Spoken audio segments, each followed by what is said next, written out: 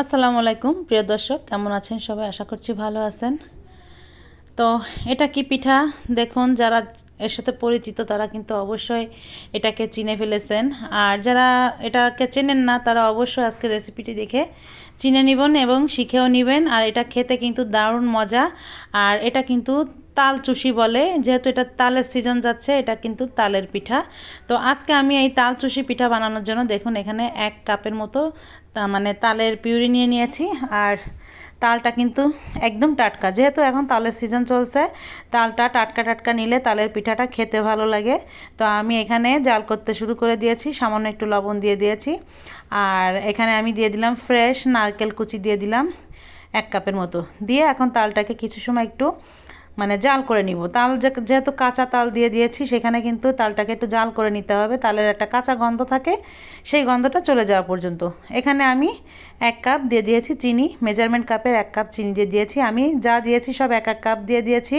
নারকেল, চিনি, তাল সব মেজারমেন্ট কাপের 1 1 কাপ দিয়ে দিয়েছি। এখন বাকিটা দেখুন এখানে দিয়ে দিয়েছি গুঁড়ো দুধ, এখানে 1/2 কাপ গুঁড়ো দুধ দিয়েছি। তালটা যখন একটু জাল হয়ে তালের কাঁচা গন্ধটা চলে গেছে সেই মুহূর্তে, আর তালটা যখন একটু জাল হয়ে তালের রসটা একটু কমে আসছে, সেই মুহূর্তে কিন্তু আমি এখানে 1 টেবিল চামচ ঘি দিয়ে দিলাম। ঘিটা দিয়ে দিয়েছি, সুন্দর একটা ফ্লেভার আসবে পিঠা থেকে, খাবেন যখন ঠিক সেই সময় একটা সুন্দর ফ্লেভার আসবে। আর তালটা কিন্তু তালের একটা পানি থাকে, চিনি গলে যায়, পানিটা বের হয়ে যায়, এই পানিটা যথেষ্ট টানিয়ে নিতে হবে। তো যখন টেনে যাবে, টেনে গেলে যখন দেখবেন তালের ঠিক এই পর্যায়ে আসছে ঘনত্বটা, ঠিক সেই পর্যায়ে এখানে আমি চালের গুঁড়োটা দিয়ে দিব। তো চালের গুঁড়োটা কিন্তু আমি আগে থেকে একটু টেলে নিয়েছি, মানে কড়া করে চালের গুঁড়াটা আর কি ভেজে নিয়েছি। চালের গুঁড়াটা ভাজাটা আর কি দেখালাম না। এটা আপনারা যথেষ্ট চেষ্টা করবেন কড়া করে ভেজে নেওয়া। যদি চালের গুঁড়া ভাজতে ভাজতে দেখবেন যে চালের গুঁড়ার কালারটা চেঞ্জ হয়ে গিয়েছে, একটু লাল লাল হয়ে গিয়েছে, ঠিক সেই পর্যায়ে কিন্তু ভাজাটা বন্ধ করে দিতে হবে। এই পর্যায়ে এই পিঠাটা তৈরি করতে গেলে কিন্তু এই পর্যায়ে চালের গুঁড়াটা কিন্তু এত কড়া করে ভেজে নিতে হবে, একটু লালচে লালচে করে ভেজে নিতে হবে। তো দেখলেন তো আমি অল্প অল্প করে তালের ভিতরে আমি চালের গুঁড়াটা দিয়ে ঠিক এইভাবে চুলার আঁচটা কমিয়ে দিয়ে মিডিলে রেখে তারপরে কিন্তু এভাবে নাড়াচাড়া করতে করতে মানে চালের গুঁড়াটা সেদ্ধ হয়ে যাবে এক পর্যায়ে। তো তালটা গরম থাকা অবস্থায় কিন্তু এইভাবে দিলে কিন্তু তালের গরমেও কিন্তু মানে চালের গুঁড়োটা খুব ভালো করে সেদ্ধ হয়ে যায়। আর এইভাবে নেড়ে চেড়ে কিন্তু এইভাবেই মানে তালের এই যে ডোটা করছি আমি পিঠার, এটা কিন্তু খুব সুন্দর করে এইভাবে টানিয়ে নিতে হবে। আর এইভাবে একটু ধরে ধরে দেখতে হবে। তো দেখুন এখন এই পর্যায়ে হয়ে গিয়েছে। যত সময় দেখবেন এই পর্যায়ে শক্ত শক্ত না হবে, যতটুকু গুঁড়ো দিতে হবে গুঁড়ো দিয়ে নিতে হবে। তো দেখুন এখন এই পর্যায়ে নাড়াতে চাড়াতে একদম এইভাবে এসে গিয়েছে। যখন দেখবেন এইভাবে ফেটে ফেটে আসছে গার উপর থেকে, তখন বুঝবেন যে পিঠার ডোটা হয়ে গিয়েছে। তো এখন আমি নামিয়ে নিয়ে পিঠার ডোটা হালকা একটু ঠান্ডা হলে, একটু গরম গরম অবস্থায় কিন্তু এটা করতে হবে, যেহেতু চালের যে এই যে ডোটা করে নিয়েছি এটা কিন্তু একটু ফেটে ফেটে যায় যত ঠান্ডা হবে তত। আর পিঠার শেপ দেওয়ার জন্য আমি এখানে একটি ঢাকনি নিয়েছি বা জালি নিয়েছি, আপনারাও এরকম একটা নিতে পারেন। তবে এটা কিন্তু রুটি বেলা পিড়েতেও করা যায়। তো এইখানে আমি একটু জালিতে করছি, কারণ এটা একটা গায়ে একটা সুন্দর ডিজাইন পড়বে, যার জন্য এইভাবে আমি কিন্তু একটা জালিতে করছি। আর আপনারা চাইলে এটাকে কিন্তু রুটি বেলা পিড়েতেও কিন্তু এভাবে করতে পারেন। ঠিক 2 সাইডে এভাবে একটু সরু করে হাতের তালু দিয়ে এভাবে একটু ঘষে ঘষে নিলেই কিন্তু সুন্দর চুষি পিঠা হয়ে যাবে। তো দেখতে তো পাচ্ছেন এই ডিজাইনটা পড়ছে। আর এই চুষি পিঠাটা কিন্তু প্লেন হওয়া থেকে যদি রুটি বেলা পিড়িতে তৈরি করেন, তো সেক্ষেত্রে কিন্তু গায়ের উপরে কোনো ডিজাইন আসবে না। আর এইভাবে একটা জালির উপরে করলে কিন্তু ঢাকনির উপরে করলে খুব সুন্দর একটা ডিজাইন আসবে, আর দেখতে ভালো লাগবে। আর যে জিনিস দেখতে ভালো লাগে সে জিনিস খেতেও কিন্তু খুবই ভালো লাগে।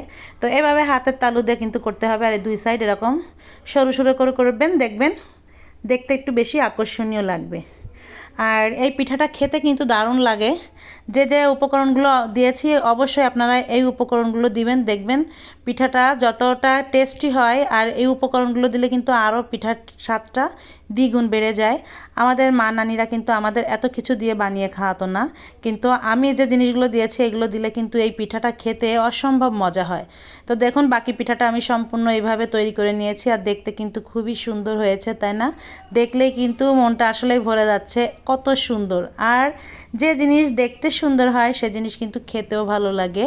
আর পিঠাগুলো ঠিক আমি যেভাবে তৈরি করেছি আপনারা চাইলে এভাবেও তৈরি করতে পারবেন খুবই সহজে। আর এটাকে কিন্তু তাল চুষি পিঠা বলে। তো যাই হোক, পিঠাগুলোকে এখন আমি এইভাবে সরু সরু করে বানিয়ে নিয়েছি। আর 2 সাইডটা যত সরু হবে দেখতে কিন্তু পিঠাটা দেখতে খুবই ভালো লাগবে। তো এখন আমি এটা সেদ্ধ করব। সেদ্ধ করার জন্য আমি এখানে দেখুন একটি রাইস কুকারের ঢিসে পানি অলরেডি গরম করতে দিয়ে দিয়েছি। আর রাইস কুকারের যে ঢাকনাটা থাকে, ঝাঁঝরিটা থাকে, সেই ঝাঁঝরিতে হালকা একটু ঘি ব্রাশ করে নিচ্ছি। এই ঘিটা ব্রাশ করে নিলে দেখা যাচ্ছে ঘি বা তেল যাই দিন না কেন, তো আমি একটু ঘি দিয়েছি, মানে পিঠাতে যেহেতু ঘি দেওয়া আছে, আর এই ঘিটা পিঠার গায়ে লেগে গেলেও সুন্দর একটা ফ্লেভার আসবে, যার জন্য দিয়েছি। আপনারা তার পরিবর্তে তেলও দিতে পারেন।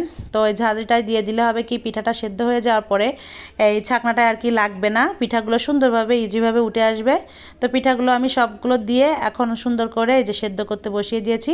আর এই সেদ্ধটা আমি 10-15 মিনিটের মতো সেদ্ধ করে নিয়েছি। তো 10-15 মিনিট পানিটা জাল করলেই কিন্তু পিঠাটা সেদ্ধ হয়ে যাবে, এটা বেশি সময় লাগে না সেদ্ধ হতে। এখন এটাকে আমি ঠান্ডা করে নিব। এই পিঠাটা কিন্তু গরম অবস্থায় উঠানো যাবে না, পিঠাটার গরম অবস্থায় উঠাতে গেলে পিঠাটা ভেঙে যাবে, যার জন্য এটা এই অবস্থায় পানির উপর থেকে নামিয়ে রেখে দেবেন ঠান্ডা হওয়া পর্যন্ত।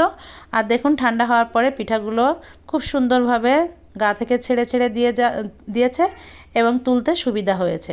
আর এইভাবেই উঠাতে হবে। আর দেখুন গরম গরম পিঠাই কিন্তু আমি ভেঙে দেখাচ্ছি। আর এই পিঠাটা যত ঠান্ডা হবে এটা আরও শক্ত হবে, আর এই পিঠাটা যত শক্ত হবে খেতে ভালো লাগবে।